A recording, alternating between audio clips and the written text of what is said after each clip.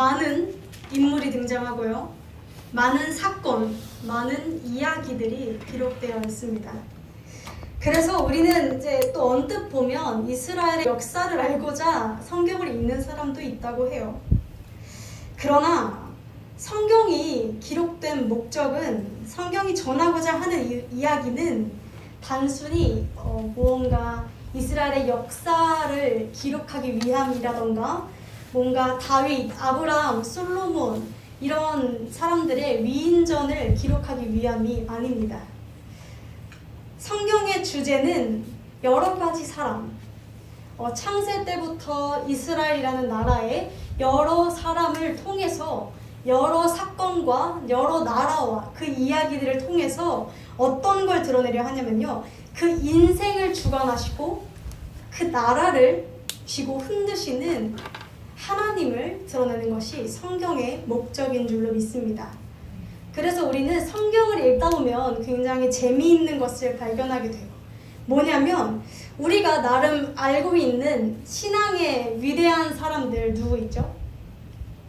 약간 신앙의 선배들, 뭐 아브라함, 믿음의 조상 아브라함, 뭐 다윗 왕, 무슨 뭐 바울 선지자, 또 누가 있을까요? 오늘 등장하는 솔로몬, 여러 가지 유명한 사람들을 보면서 우리는 멋있다라고 생각도 하기도 하지만 그와 동시에 우리는 굉장히 아이러니한 사실을 발견할 수가 있는데, 성경 속에서 그들의 그들의 잘못 굉장히 적나라하게 기록하고 있는 것을 우리는 발견할 수가 있어요. 예를 들어 다윗은 살인교사와 강간을 합니다. 아브라함은 내가 바로 왕한테 죽을까봐 아내 살해를 여동생이라고 거짓말하는 찌질한 사람이었습니다. 굉장히 이렇게 성경의 각 인물들, 그리고 예수님의 제자들은 예수님을 배신해요. 이렇게 연약한 모습들을 굉장히 드러내는데, 성경은 이 당시 많은 인물들의 굉장히 현실적인 모습, 우리가 위대하다고 하나 그들도 사람이라는 것을 굉장히 적나라하게 보여주면서 그 속에서 그것들을 읽으면서 우리는 어떻게 되냐면, 우리 모습이랑 똑같구나 라는 것을 발견하게 돼요. 그래서 성경에는 우리의 성정, 우리의 마음과 똑같다 라고 하죠. 그래서 우리는 성경의 수많은 이야기들을 보면서 너무 현실적이고 너무 함께 고민할 수밖에 없는, 그 당시에 고민했던 고민을 지금도 역시 2000년이 지난 지금에도 고민하고 있는 우리의 모습을 발견하면서 그때에도 지금도 하나님밖에는 없구나 라는 것을 우리는 깨닫게 된다는 것이죠. 오늘의 주인공은 이제 솔로몬이에요. 근데 이 솔로몬 역시 우리에게 이러한 부분들을 굉장히 깨닫게 합니다. 솔로몬은 굉장히 위대한 사람이죠. 솔로몬은 기독교인이 아니더라도 솔로몬의 지혜, 이렇게 해서 굉장히 많은 분들이 알고 계신 사람인데, 실제로 성경에서도 그가 가진 지혜와 부는 어마어마했다고 합니다. 3장에 등장해요. 열왕기상 3장에 등장하면 이렇게 말씀 속에서 이야기하고 있어요. 하나님께서 솔로몬에게 약속하신 거예요. 내가 너의 말대로 해서 너에게 지혜를 줄 거다, 총명을 줄 거다. 그런데 얼마만큼 줄 거냐면 너의 이전에도 너와 같은 자가 없고 너의 후에도 너와 같은 자가 없을 거야 라고 약속하세요. 그리고 너가 구하지 않았던 부와 영광도 너에게 줄 것인데, 그래서 너의 평생에 다른 왕들이 너를 따라올 왕이 없을 거야 라고 하나님께서 직접 솔로몬에게 약속하십니다. 그리고 이 약속은 실제로 이루어졌어요. 제가 이제 솔로몬의 이야기를 읽다 보면은 스바 여왕이라고 해가지고 솔로몬의 지혜에 감탄하면서 막 솔로몬에게 자문을 좀 구하고자 온 여왕이 있어요. 근데 그 스바 여왕이 굉장히 막 여러 가지 금은보화 이런 것들을 가지고 솔로몬에게 주는데, 제가 이걸 요즘 시세로 쳐봤거든요. 쳐봤더니 7천억이 넘어요. 이거를 그 시대에 7천억이 넘는 가치를 솔로몬에게 당신 정말 대단합니다 라고 줄 만큼 솔로몬은 정말 지혜로운 사람이었어요. 하나님의 지혜를 소유한 사람이었어요. 그리고 이 당시에 나라 국고에 매년 7조씩 쌓였대요. 7조씩. 이 당시에. 그리고 이 당시에 그 병사들 있죠. 병사들 보면은 우리나라 조선 그 사극 드라마만 봐도 다 이렇게 철로 된 굉장히 무쇠로 된 그런 방패들을 쓰잖아요. 그런데 이 당시 솔로몬 시대 때 모든 병사들이 다 금방패를 들고 있었대요. 한 사람도 빠짐없이. 은은 그냥 막 굴러다녔대요. 그 정도로 굉장히 온갖 부귀와 영광을 누리던 시대가 이 솔로몬 시대였습니다. 그랬다고 하는데 솔로몬은 굉장히 하나님을 사랑했던 사람으로서 하나님의 그 모든 하나님이 주시는 축복이란 축복은 다 얻었던 사람이었어요. 자, 그런데 오늘 본문 열왕기상 11장에는 그러한 완만한 솔로몬의 인생 흐름과는 너무나 다른 반전의 이야기가 등장합니다. 한 문장으로 요약하면 11장 31절로 요약할 수 있습니다. 하나님께서 이렇게 말씀하세요. 그 전에는 아까 이렇게 말씀하셨잖아요. 내가 너에게 지혜와 총명과 부와 영광과, 그런데 11장 31절은 이렇게 말씀하세요. 내가 이 나라를, 이스라엘이라는 이 나라를 솔로몬의 손에서 찢어 빼앗아 라고 말씀하세요. 오늘 본문은 솔로몬의 연약함과 타락과, 그래서 하나님에게서 이 이스라엘이라는 나라를 손에서 찢어 빼앗길 그 위기에 처한 솔로몬을 기록하고 있습니다. 자, 어쩌다 솔로몬은 이렇게 되었을까요?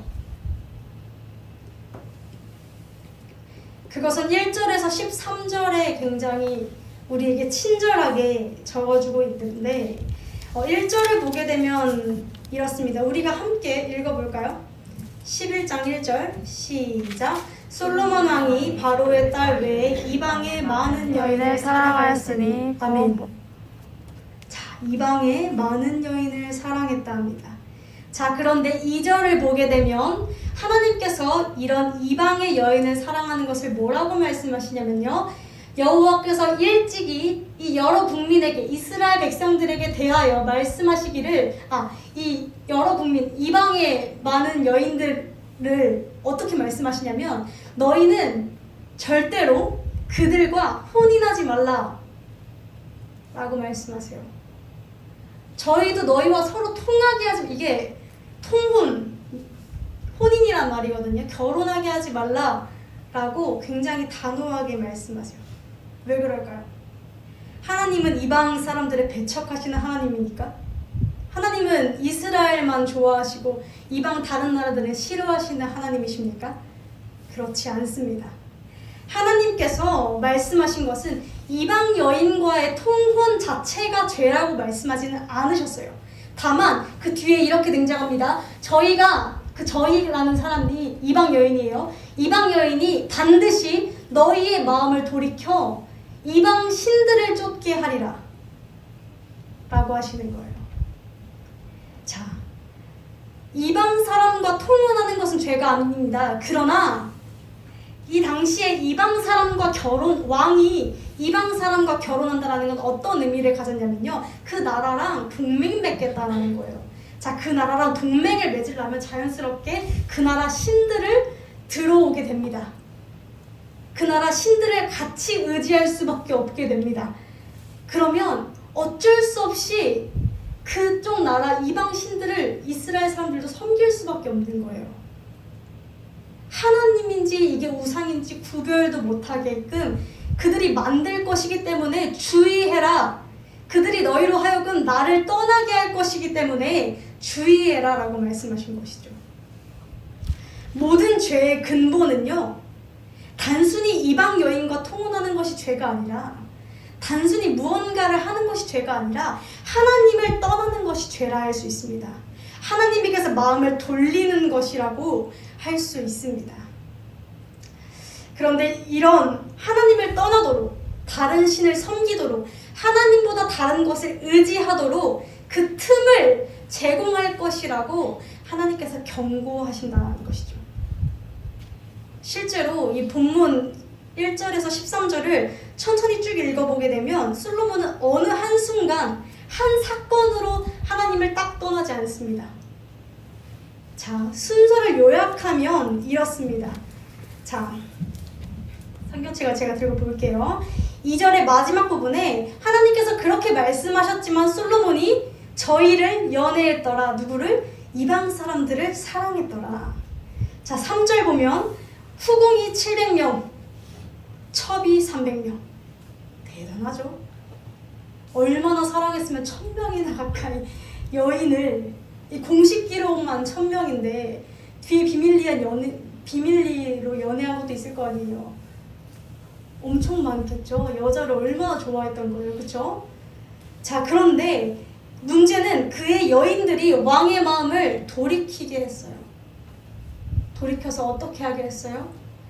솔로몬이 나이 늙을 때 왕비들이 그 마음을 돌이켜서 다른 신을 따르게 합니다. 하나님의 경고대로 다른 신을 따르게 합니다. 자, 다른 신을 따르게 되니까 어떻게 됐어요? 그 다음에 왕의 마음이 전과 같지 않고 하나님 앞에서 온전하지 못했다. 온전한 신앙을 가지지 못했다. 점점. 그 다음에 그러다 6절에서 솔로몬이 여호와의 눈앞에서 악을 행합니다. 하나님 앞에서 처음엔 온전하지 못하는 정도에 머물렀다가 어느 순간 하나님 앞에서 악을 행하게 됩니다. 그리고 9절, 그러다가 9절에 솔로몬은 드디어 마음을 돌려서 이스라엘 하나님 여호와를 떠나게 됩니다. 그래서 여호와께서 그에게 진노하시죠. 우리가 이 솔로몬은 하나님 진짜 사랑했던 사람이에요.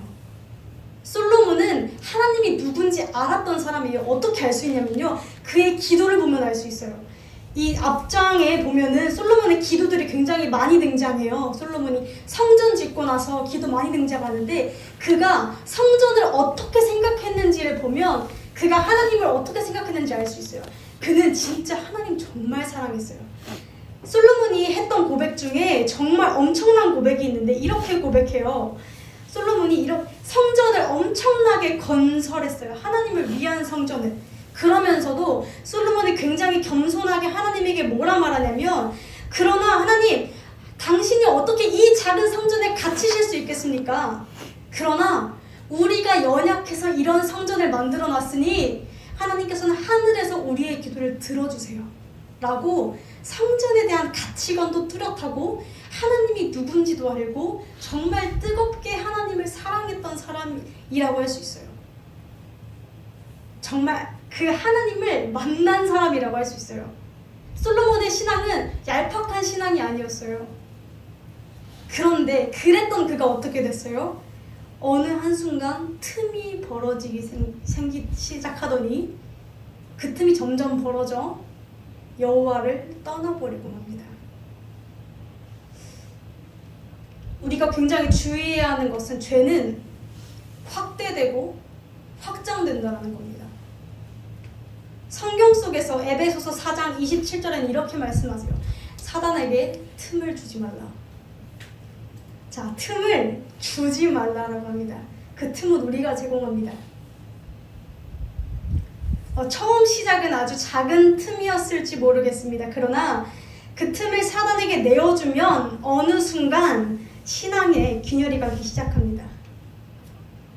우리가 건물로서 예화를 하나 들어보면 엄청난 전쟁 중의 폭격이나 자연의 대지진을 겪지 않는 이상 건물은 한 번에 무너지지 않습니다.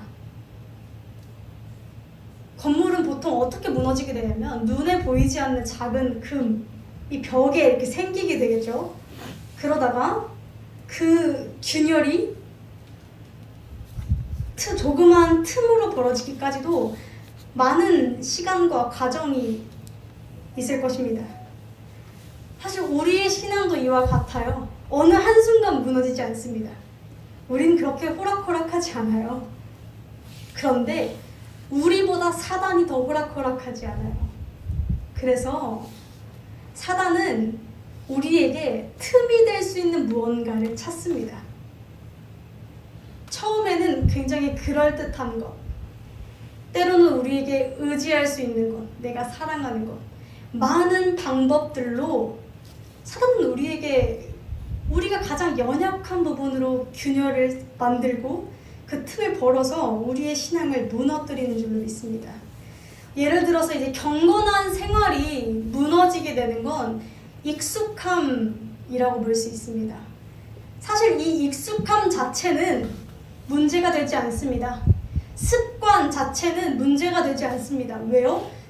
예수님도 습관에 따라서 익숙함에 젖어서 기도를 하셨으니까요. 익숙함 자체는 문제가 되지 않습니다. 그러나 이 익숙함이 사단에게 들어가면, 사단에게 틈을 내 익숙함에 사단에게 내어주면 어떻게 되냐면요, 당장 오늘 하루 기도하지 않아도 아무 일도 일어나지 않아요. 그것에 대해서 익숙해집니다. 당장 오늘 하루 말씀 읽고 살아가지 않아도 아무 일도 벌어지지 않는 것에 대해서 점점 익숙해져 갑니다. 당장 하나님 말씀에 한 번 순종하지 않는 것에 큰일 안 나네? 살만하네? 라는 것에 익숙해져 갑니다. 이렇게 신앙에 무딘 익숙함이 쌓이고 쌓여서 사단은 결국 우리로 하여금 하나님이 아닌 세상에 무릎을 꿇게 한다는 것이죠. 전도서 8장 11절에 굉장히 무서운 말씀이 있습니다. 어떤 말씀이냐면요, 악한 일에 대한 징벌이 속히 실행되지 않아서 인생들이, 사람들이, 모든 이들이 악을 행하기에 마음이 담대하도다. 하루 죄지었다고, 하루 기도 안 했다고, 한 번 예배 안 나왔다고 무슨 일이 당장 벌어지지 않거든요. 물론 당장 벌어지게끔 하나님이 일하시는 사람들도 있습니다. 참 감사한 일이고요. 그건 보통은 한 번, 두 번 괜찮습니다. 그래서 악을 행하기에, 여기서 악이라는 것은 단순히 살인, 거짓말 이런 엄청난 악이 말하는 것은 아닙니다. 아까 이야기했듯이 악은 성경 속에서 말하는 죄와 악의 가장 큰 의미는 하나님을 떠나는 것입니다. 하나님을 등지고 생각한다는 것이죠. 하나님을 등지기에 마음이 담대하도다. 저는 신앙의 방파제라는 말을 굉장히 좋아합니다. 제가 굉장히 요즘 이제 많이 제가 이제 학교에 들어가서 신학교에 이제 들어가서 신학을 하면서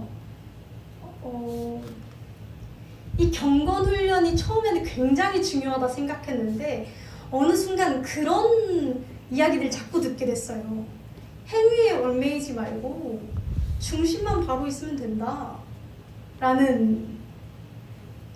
그러다 보니까 제가 신앙의 방파제로 쌓아 올렸었던 것들이 있거든요. 하나님 앞에서 적어도 기도는 이만큼 하겠습니다. 하나님, 내가 지혜가 없으니 성경을 읽겠습니다. 하나님, 내가 술은 마시지 않겠습니다. 하나님, 내가 이러한 것들은 이성과의 만남 속에서 지키겠습니다. 이런 것들이 있을 거 아니에요. 하나님과 그런 것들이 중심만 있으면 되지 라는 식으로 어느 순간 한번 나는 하나님 사랑해, 중심만 있으면 되지 라는 식으로 점점 사그라들었던 적이 있었어요. 자, 그런데 이 신앙의 방파제라는 말을 저희 교수님께서 해주셨거든요. 이렇게 말씀하시더라고요. 어느 순간 점점 내리담면 죄가 물밀듯이 쏟아들어온다고. 하나님은 정말 우리의 중심을 모시는 분이 맞아요. 행위를 보고 판단하시는 분은 아니세요. 우리의 중심과 마음을 모시죠. 그런데 우리는 연약해서 행동을, 결단을 쌓아 올리지 않으면 넘어질 때가 너무나 많다라는 것입니다. 죄가 물밀듯이 쏟아져 내려오면 우리는 유혹이 쏟아져 내려오면 그 방파제 없이는 버티기가 어려울 때가 너무나 많다라는 것이죠. 자, 그래서 솔로몬은 결국 그렇게 무너졌습니다. 자, 그러면 그렇게 하나님을 떠났던 솔로몬은 어떻게 되었을까요? 자, 이거는 14절에서 33절까지 쭉 등장하는데 제가 요약해서 딱 세 사람 이야기하겠습니다. 자, 14절부터 보면 하나님께서 세 명을 일으키십니다. 다시 말해 솔로몬의 대적, 솔로몬의 적 세 명을 일으키십니다. 자, 세 사람 이름 잘 적으세요. 하닷, 르손, 여로보암. 자, 하닷, 르손, 여로보암. 이 세 사람을 일으키십니다. 자, 이 세 명이 솔로몬의 대적으로 등장하는데 굉장히 재미있는 사실이 여기서 또 한 번 발견됩니다. 이 세 사람의 공통점이 발견돼요. 자, 공통점 보겠습니다. 자, 먼저 하닷. 하닷은 어떤 사람이냐? 하닷은 우리 11장에 보면은 14절에 여호와께서 에돔 사람 하닷을 일으켜 솔로몬의 대적이 되게 하셨다고 해요. 자, 그런데 그는 15절에 전에 다윗이 에돔이라는 나라에 있을 때에 17절에 그때의 하닷은 작은 아이라. 자, 그의 아버지 신하 중 에돔 사람 몇몇과 함께 도망하던 자라. 자, 이게 무슨 말이냐면요, 다윗이 그 당시 에돔에 있을 때 하닷이라는 사람은 다윗에게 쫓겨서 도망하던 작은 아이, 아무런 위협이 되지 못했던 사람이었습니다. 하닷은. 자, 두 번째, 르손. 23절에 하나님이 또 엘리야다의 아들 르손을 일으켜 솔로몬의 대적자가 되게 하셨는데 그 역시 도망하던 자라. 하다데셀에게서 도망하던 자라. 자, 르손은 도망자였습니다. 다윗에게 덤비지도 못했던 사람이었습니다. 자, 세 번째, 여로보암. 여로보암은 하나님이 직접 이 여로보암에게 말씀을 주세요. 그런데 이 여로보암을 어떻게 소개하냐면 26절에 짧게 이렇게 소개합니다. 솔로몬의 신하. 원래 솔로몬의 신하였습니다. 자, 이 세 사람의 특징을 혹시 발견하셨을까요? 이 성경이 여기서 강조하는 이 세 사람의 특징은 작은 아이, 도망자, 신하입니다. 다시 말해서 굉장히 여기서 그리고 대조해서 보여줘요. 어떤 때랑 대조해요? 다윗 왕 때랑 비교해서 보여줘요. 완전히 대비되는 걸 보여줘요. 자, 다윗 왕 때랑 비교했다라는 건 무슨 말이냐면요, 하나님과 관계성이 좋을 때랑 좋지 않을 때를 비교했다라는 거예요. 다윗이 그 기준이 되거든요. 하나님과 관계성이 좋았던 자로. 자, 하나님께서 보여주시는 건 뭐예요? 뭐 하닷이, 르손이, 여로보암이 대단한 사람이어서가 아니라 다만 하나님과 관계성이 좋았을 때는 나에게 위협이 되지 못하다가 하나님과 관계성이 멀어지니 하나님이 그들을 들어서, 연약한 그들을 들어서, 누가 봐도 위협이 되지 못했었던 그런 자들을 들어서 솔로몬의 일평생의 대적이 되게 하십니다. 솔로몬이 일평생에 그들의 대적받고 그들에게 미움을 받습니다. 솔로몬의 쓴 뿌리가 됩니다. 하나님께서 여기서 말씀하시는 것은 이 대적을 누가 일으켰다는 것이죠? 하나님이 일으키셨다는 겁니다. 그리고 하나님께서 여로보암에게 이렇게 직접 말씀하세요. 솔로몬에게 맡긴 나라를, 이스라엘이라는 나라를 12조각으로 찢어서 10지파를 너에게 주리라. 자, 어떤 얘기냐면요, 이런 얘기예요.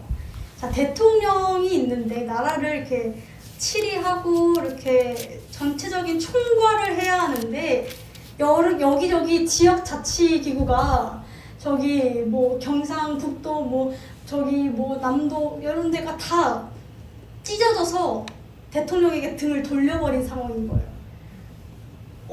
대통령 왕에겐 최악의 상황인 거예요. 그 나라가 뒤흔들리고 있는 상황이라는 거죠. 나라를 유지할 수가 없는 상황. 국민이 없는데 어떻게 나라가 있어요, 그렇죠? 나라가 뒤흔들리고 나라가 분열될 상황에 하나님께서 솔로몬을 그 분열의 한복판으로 던져 놓으셨다라는 것입니다. 다시 말해서 솔로몬에게 고난을 허락하셨다라는 것이죠. 완만했던 그의 삶에 엄청난 올무가 생겨버린 것입니다. 사실 이처럼 이렇게 하나님께서 솔로몬에게 하셨던 것처럼 하나님이 우리에게도 하나님의 손을 들어서 치실 때가 있습니다. 이사야서 66장 4절에 굉장히 무서운 말씀이 등장하는데 그들이 무서워하는 것을 그들에게 임하게 하리니 라고 하세요. 자, 하나님은 내가 뭐에 가장 약한지 아십니다. 우리가 흔히 말하는 연단의 과정, 하나님이 나의 죄악을 드러내시고자 도려내시고자 할 때 그 과정은 만만하지 않습니다. 왜요? 나에게 가장 무서운 것이기 때문에. 누군가가 만일 사람 때문에 하나님을 떠나게 된다면, 그 사람의 죽고 못 사는 사람이라면 하나님은 그 사람을 별 볼 일 없는 사람으로 사람은 다 똑같아 라는 생각이 들게끔, 사람은 믿어서도 안 돼 라는 생각이 들게끔 상처를 내게 하실 겁니다. 자, 돈에 죽고 못 사는 사람이라면 물질로 엄청난 어려움을 겪게끔 하실 것입니다. 왜요? 내가 아파야 돌아오기 때문에. 하나님께서 때로는 우리에게 엄청난 부분들을 치실 때가 있어요. 그런데 하나님께서는 이것을 뭐라고 말씀하시냐면 단순히 벌을 준다라고 말씀하지 않으세요. 우리가 굉장히 이렇게 벌을 내리시는 하나님을 보면은 무서운 생각부터 들어요. 우리는 그리고 어떻게 우리의 생각이 이어지게 되냐면 하나님한테 벌 받지 않기 위해서 나는 기도를 빠지면 안 되고, 벌 받지 않기 위해서 나는 예배를 빠지면 안 되고, 벌 받지 않기 위해서 나는 11조를 해야 되고, 물질에 어려움이 생기지 않기 위해서 나는 하나님께 물질을 드려야 되고, 이렇게 벌과 복의 구조로밖에 생각을 못해요. 그런데 하나님은 이 과정을 벌이 아니라 회복, 소생이라고 말씀하세요. 자, 소생케 하신다, 회복시킨다, 이 단어는 어떤 말이냐면요, 자, 이렇게 생각하시면 될 것 같아요. 아예 예를 들어 제가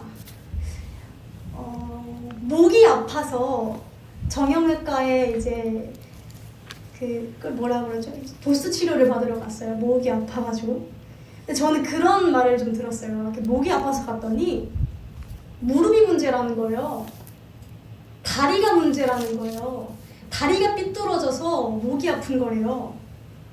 저는 그래서 목이 아프니까 목을 고칠 생각을 하고 병원에 갔는데, 알고 봤더니 무릎이 다리 쪽이 삐뚤어져서 골반이 굳고, 골반이 굳었다가 허리가 굳고, 그러다 올라와서 어깨가 굳고, 올라와서 목까지 굳는 거라고 하더라고요. 자, 이거를 어떻게 이야기할 수 있냐면, 자, 우리는 우리의 죄악의 많은 부분들, 내가 고쳐야 될 부분들이 있다고 생각합니다. 그쵸? 있다고 생각하실 거예요. 그런데 드러난 부분만을 생각합니다. 예를 들어 나는 남 욕을 하는 걸 고쳐야 될 것 같다고 생각해요. 이렇게 하시는 분들이 있다고 생각해. 그러면은 이거를 하나님께서 고치시려면 남 욕을 안 해야지. 그 부분만 고치는 게 회복이라고 우리는 생각하는데, 하나님이 보시기에는 남 욕이 시작이 아니라 그 안에 있는 내 안에 쓴 뿌리들, 열등감부터가 문제이기 때문에 하나님께서는 이걸 다 헤집어 놓으신다는 거예요. 그럼 우리는 어때요? 이걸 치시니까, 내가 예상치 못한 부분까지 쥐고 흔드시니까 이런 생각을 하게 돼요. 이거는 내가 생각했던 게 아닌데? 고난이야. 왜? 당장 문제밖에 안 보이거든요. 하나님이 나를 뒤집어 흔드시고 회복시키고 쳐서서 소생시키신다는 사실을 우리가 몰라요. 다만 내가 지금 그냥 여기 예상하지 못한 부분만 건드니까 너무 아파요. 이건 벌이 아닙니다. 솔로몬에게 이 세 명의 대적이 일평생 있었던 건 축복이었어요. 바울에게 끝까지 낫지 못했던 병이 있었어요. 그런데 그것이 바울의 평생의 축복이었어요. 왜냐면 솔로몬은 그걸 어떻게 알 수 있냐면요. 솔로몬이 결국 이렇게 타락하잖아요. 그런데 솔로몬이 결국 회개를 하긴 한 것 같아요. 제 생각에. 어떻게 알 수 있냐면 솔로몬이 노년에 이제 나의 일생을 마무리하면서 쓴 성경이 전도서예요. 근데 그 전도서를 보면 어떻게 등장하냐면 12장에 이렇게 등장해요. 제가 말씀을 아마 안 드렸을 텐데, 너는 청년의 때에 너의 창조주를 기억해. 제발. 세상은 너무나 헛되고 그러니 사람의 모든 본분은 하나님을 경외하는 일밖에 없어. 그의 명령을 지키는 것밖에 없어 라고 솔로몬이 모든 것을 깨닫고 철저하게 돌이킨 모습을 볼 수 있죠. 솔로몬은 이 세 명의 대적자가 아니었으면 죽는 날까지 깨닫지 못했을 겁니다. 하나님만이 나의 진리고 하나님이 없으면 안 된다는 사실을 솔로몬은 몰랐을 거예요. 우리에게 찾아오는 고난들은 고난이 아닌 나를 소생시키시고 회복시키시는, 내가 몰랐던 나의 쓴뿌리를 뒤집어 놓으시는 주님의 계획입니다. 주님의 축복과 주님의 사랑이라는 것이죠. 우리가 사람은 볼 수 있는 것과 알 수 있는 것에 한계가 있습니다. 사람은 정말 유한합니다. 너무 커도 보지 못하고요. 너무 작아도 보지 못합니다. 너무 큰 소리도 듣지 못하고요. 너무 작은 소리도 듣지 못합니다. 그래서 우리는 하나님이 안 보입니다. 하나님도 안 보이는데 하나님의 뜻이 보이겠어요? 보이지 않습니다. 하나님의 뜻도 안 보이는데 하나님의 은혜가 보이겠습니까? 보이지 않습니다. 그래서 우리는 우리의 인생에서 가장 중요한 죄와 죽음과 구원에 대한 문제를 보지 못합니다. 그저 지금 당장의 내 눈앞에 문제만 와닿을 뿐이죠. 마치 어린 아이가 예를 들어서 커터칼을 손에 쥐고 있다고 생각해 봤을 때, 그것을 보는 어른의 입장으로서 또는 부모님의 입장으로서는 그 아이가 칼로서 위험을 당할 것이기 때문에 그 칼을 뺏어야 마땅한 것인데, 아이가 그 당시에 느끼는 감정은 그 위험까지 보는 것이 아니라 이것을 당장 빼앗겼다는 것에 대한 서러움뿐일 겁니다. 이러한 것처럼 우리는 하나님의 사랑이 와닿지 않고 하나님의 은혜가 잘 와닿지 않아요. 그래서 우리는 이렇게 이것저것 지켜야 한다는 의무감만 들어가는 걸지도 모르겠습니다. 은혜를 누리고 사랑을 누리면 하나님을 기뻐하며 신앙생활이라는 것은 단순히 예배 오는 순간이 아니라 내 삶이 신앙생활이에요. 월화수목금토일 다. 이 삶을 하나님 보시기에 올바른 신앙으로 기쁘게 살아갈 수 있습니다. 능히 감당할 수 있어요. 자, 하나님께서 솔로몬의 이야기 마지막 부분을 이렇게 마무리하세요. 우리가 이렇게 너무나 무서운 하나님, 맨날 벌 주는 하나님이라고 생각할까봐 하나님께서 이렇게 마무리하세요. 36절에 그의 아들, 솔로몬 아들에게 내가 아까 12지파 뜯는다 하셨잖아요. 근데 내가 한 지파를 솔로몬에게 줄 거야. 거기에 내 이름을 둘 것이고 내 종 다윗이 항상 내 앞에 등불을 가지고 있게 하리라. 새 번역으로 번역하면 이렇게 알 수 있어요. 내 종 다윗에게 내가 약속한 그 생명의 불씨가 꺼지지 않게 할 것이다 라고 말씀하시는 것이죠. 이것은 다시 말해서 너가 잘못된 길로 가기에 그것을 뜯어 고치려 어려움을 허락했으나 결코 너가 죽게는 두지 않아. 결코 너가 지옥에 가게끔 버려두고 있지는 않아.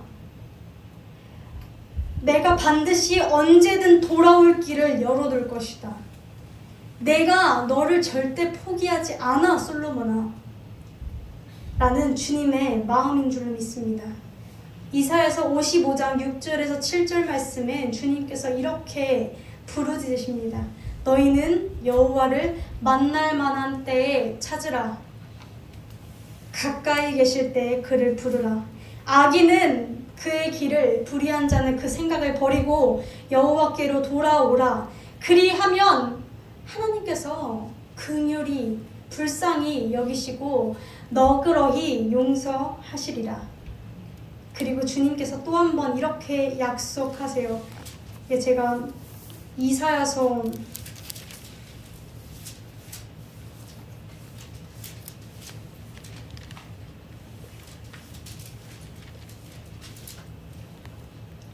제가 말씀을 안 드렸는데 57장 18절에 이렇게 말씀하세요. 내가 그의 길을 보았은즉 그를 고쳐줄 것이라. 그를 인도하여 그와 그를 슬퍼하는 자들에게 위로를 다시 얻게 하리라. 그리고 내가 그를 고치리라. 평강이 있을지어다. 사랑하는 성도 여러분, 우리는 우리의 신앙생활에서 어떤 것을 기억해야 하냐면요, 늘 언제나 나를 사랑하시는 그 하나님을 기억해야 합니다. 그 하나님을 매 순간 부르짖어 찾아야 합니다. 우리를 향하여 언제나 길을 여시는 그 주님을, 그 사랑을 느끼게 되기를 원합니다.